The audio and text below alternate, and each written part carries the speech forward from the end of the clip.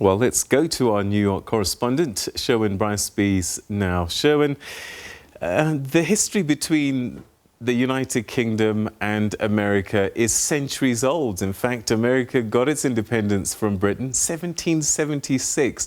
So there's no doubt that there are many people, especially those with British origins, that are perhaps looking across the Atlantic with some sadness today. Well, I'll also point out, Peter, that the British Prime Minister Boris Johnson was born here in New York, so that connection has been solidified, certainly by the incumbencies of him being Prime Minister, and also the recent development that a senior a member of the royal family and his wife moving, of course, to the United States, further solidifying that relationship. Of course, you talk about the bonds, the transatlantic bonds that have been shared over generations, and that certainly holds true. These are countries that share various similarities in terms of their judiciary, in terms of their view of the world, and certainly one of the strongest relationships between London and Washington, but still very different countries here, Peter. The United States, of course, a republic. The British system is a constitutional monarchy. So very, very different systems. So often, Americans view the pageantry around, the palace politics and drama that unfolds with a very skeptical eye, and certainly with a lot of questions. But certainly the pageantry resonates. Princess Diana was very popular around the world, no less here in the United States. So certainly a relationship born in history and certainly sustained by the close relationships that we see today. And the Queen's renown around the world also must be felt in the US. I mean, when people go on holiday, one of the things they do, of course, is Buckingham Palace. So they would have known Prince Philip. Yes, I mean, he was married to her for 73 years, had a relationship longer than that. They were married in 1947, Peter.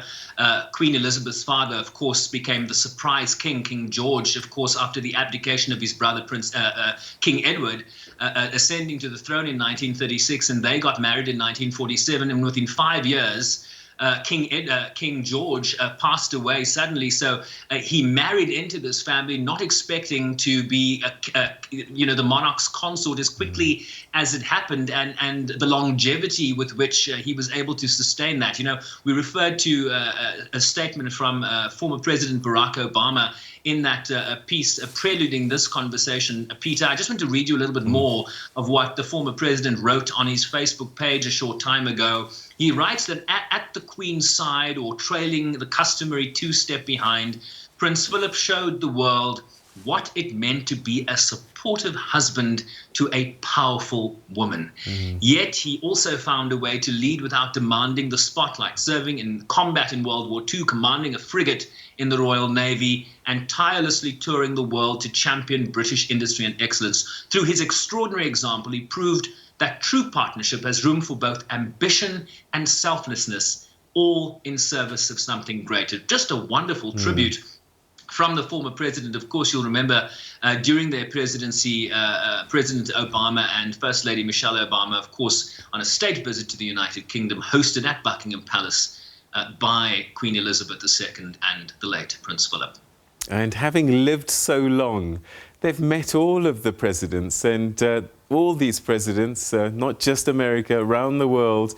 One of the things that they like to do if they travel to the United Kingdom is to meet the Queen and have an audience with her and Prince Philip. And it didn't matter which president you were, Peter, right? I mean, the last president to be feted at Buckingham Palace for a state visit in an ill-fitted tuxedo was none other than former President Donald Trump. So, she would put her personal views aside. She was the British monarch, the head of state, and she had a duty to perform in terms of strengthening relations with countries that were viewed as strategic to the goals that London, certainly, that Downing Street wanted to achieve. And she played that role with aplomb and continues to do so. And he was a constant at her side. The unexpected consort 7 decades later, and retiring from public life in 2017, stepping away from official royal duties. But you know, a constant feature, part of the landscape that is this royal family, and without the drama that perhaps surrounded some of their children. You know, the relationship between Charles and Diana, and subsequently with you know, his relationship with the current Duchess of Cornwall.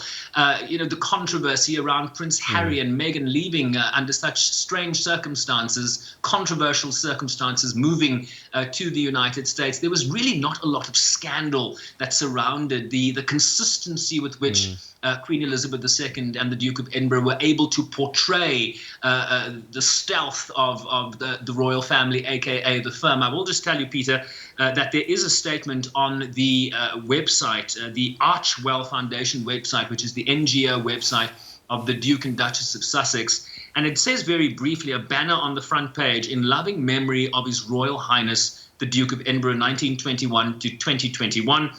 Thank you for your service. You will be greatly missed. So that is the sort of official, unofficial statement from the Sussexes, from their home in California. And of course, a lot of speculation as to whether they will travel to London for a future funeral. Of course, we don't know the details as to whether that will be an exclusively private affair. Given the COVID-19 pandemic, one expects it to be quite private, given the circumstances and the protocols around dealing with COVID-19. But we don't know yet whether he will travel, when he will do so.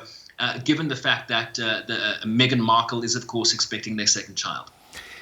You know, apart from the official language of that statement, we can only imagine that Harry's probably heartbroken, because he was granddad after all.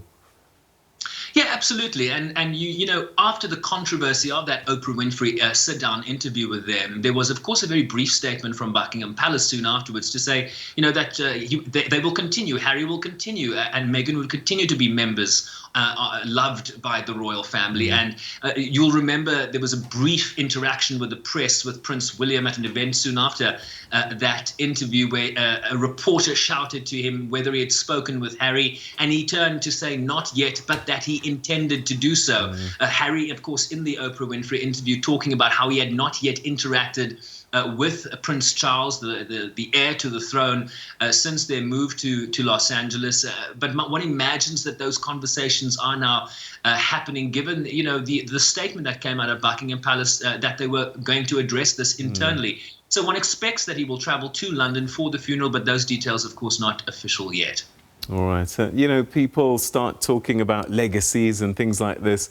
They talk about him contributing to the modernization of the monarchy. I've got a feeling, to be honest with you, that perhaps he was old school, just as the Queen, and they were sort of pulled in, screaming and dragging them into the modern age by people like Diana over time. I mean, let me just read you a little bit more of the statement from former President Barack Obama, because I think it speaks precisely to what you're talking about. When we first met His Royal Highness Prince Phillip and Her Majesty Queen Elizabeth II, they'd already been on the world stage. These are the Obamas writing now. They'd already been on the world stage for more than half a century, welcoming leaders like Churchill, Kennedy, Mandela, and Gorbachev. I mean, that's already spanning decades upon decades. And for much of that reign, you'll remember that former President Nelson Mandela was imprisoned in Robben Island for some 27 years. As two Americans unaccustomed to palaces and pomp, we didn't know what to expect. We shouldn't have worried, Obama writes. The Queen and Prince Philip immediately put us at ease with their grace and generosity, turning a ceremonial occasion into something far more natural, even more comfortable. Look, I mean, he's known for many things. I'm not quite sure to the extent to which he was a modernizer of the protocols that surround the royal household. But, you know, if you watch films or a series on Netflix like The Crown, one gets an insight into his interests in outer space and the work of NASA. So he was very progressive in that sense. But change within the dominions of the royal family, Peter, I think we can all agree, is very, very slow. And you know, change is very slow in that family. Yeah. Sherwin, we'll leave it there for the time being. Thanks so much indeed. Always good to hear your insights. Thanks so much. All right, that's Sherwin Bryce-Pease, our New York correspondent. And of course, Britain and the United Kingdom share a very special relationship over centuries.